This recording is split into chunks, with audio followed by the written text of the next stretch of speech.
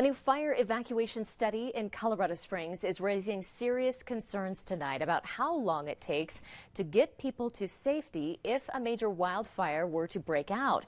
Those findings are expected to be presented to City Council next week. 13 Investigates has obtained that study and is already talking to emergency leaders and lawmakers here in Colorado Springs about what it all means. Investigative reporter Dan Beatty has this 13 Investigates special report, Fleeing the Flames. The smoke was getting thicker, and we were genuinely terrified that we might perish if the fire kept on its course.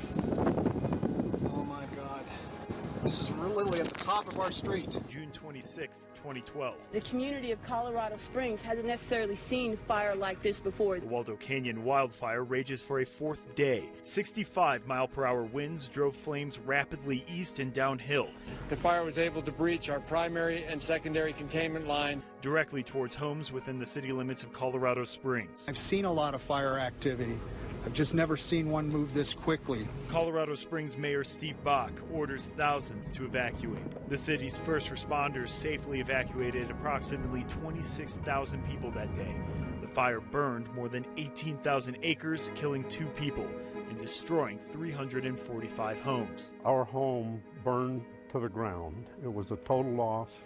We lost everything. Howard Donaldson lived in the Mountain Shadows neighborhood during the Waldo fire. He still lives there today after rebuilding. And that is really impeding traffic. Fleeing the flames before they destroyed his home is something he'll never forget. It was so congested. There's a lot of people who are just simply trying to get out of the neighborhood. It took us about 2 hours and 45 minutes to get from our home here and in the Mountain Shadows area to our friend's home in the University Heights area. That's normally about a 10-minute drive. Nearly 10 years later, Howard fears not much has been done since then to prepare for another wildfire, as the population in Colorado Springs has grown by 17% in the last decade alone. We need to be better prepared, and right now, we're not. The controversial 2424 Garden of the Gods apartment complex would have brought in hundreds of new apartment units to the same area where the Waldo Canyon fire forced thousands to flee. Even after City Council voted in opposition to the housing project, concerns over wildfire evacuations persisted, and it's prompted private citizens to use their own money to further study emergency evacuations in Colorado Springs. In an evacuation, you have a mass of people leaving at the same time.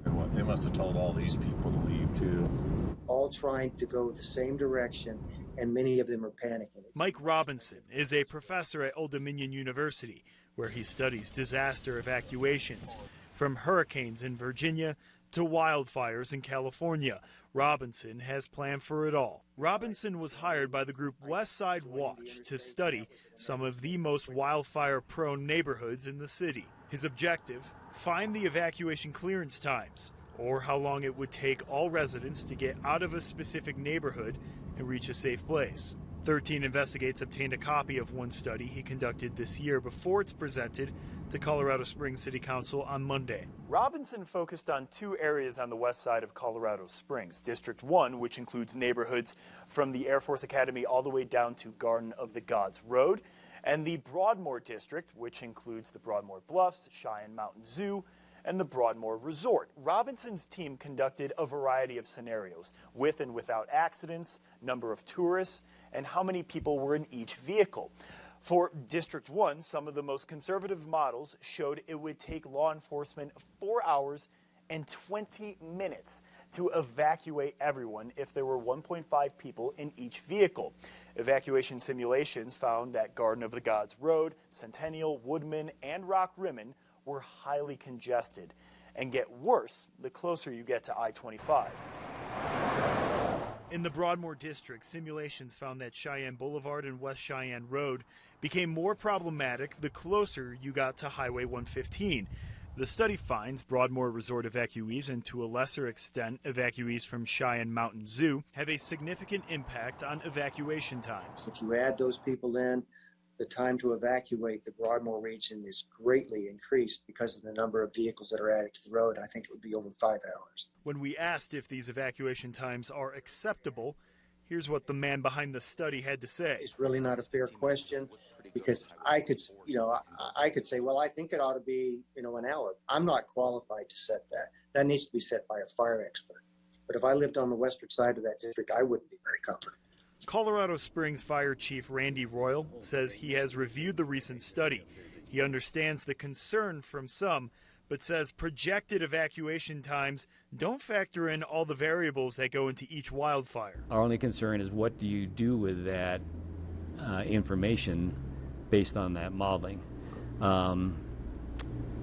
Because it doesn't help us at the point in time. At the point in time, we have to use what's in front of us and the conditions that are in front of us. Royal says a smooth evacuation effort is more dependent on an informed public.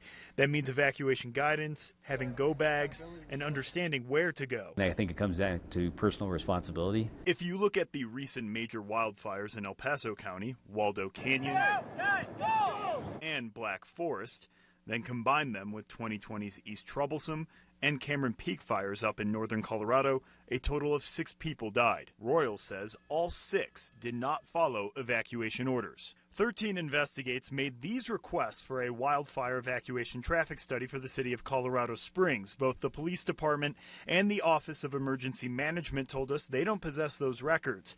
But according to the Pikes Peak Area Council of Governments, the most recent study they have was finished back in 2010. Through Westside Watch, 13 Investigates obtained a copy, and it highlights some of the exact same problems Robinson and his team are seeing today, including concerns about Rock Rimmon, Centennial, Woodman, and Cheyenne Mountain Boulevard not being able to support evacuation traffic. All roads are named in Robinson's study. What I hope that the leaders in Colorado Springs will recognize is that it takes a long time to get everybody out safely, longer than most of them seem to anticipate. If they're satisfied with that amount of time, then they don't need to do anything. But if they're concerned, then they should conduct a complete evacuation study. Dan Beatty, 13 Investigates. Certainly raises some questions.